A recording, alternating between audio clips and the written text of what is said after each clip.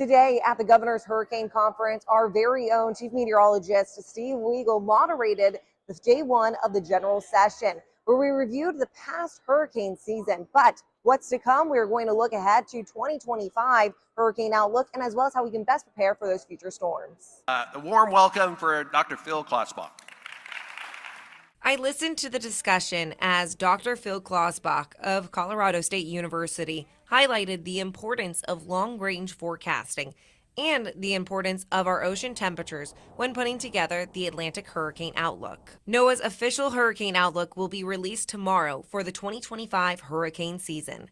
Colorado State has already predicted a slightly above average hurricane season for 2025. The whole reason we do seasonal forecasts at Colorado State is that kind of large, broad-scale conditions in the ocean and atmosphere will drive how much hurricane activity you get. 1 degree Celsius on average warmer than normal, and 1 degree Celsius, 2-ish degrees Fahrenheit, who cares, right? But small temperature changes in the tropics, that provides a lot more fuel for the storms and also tends to alter the atmospheric environment in such a way that it becomes a lot more conducive for hurricanes. Here at the Governor's Hurricane Conference, I'm meteorologist Frances Payton.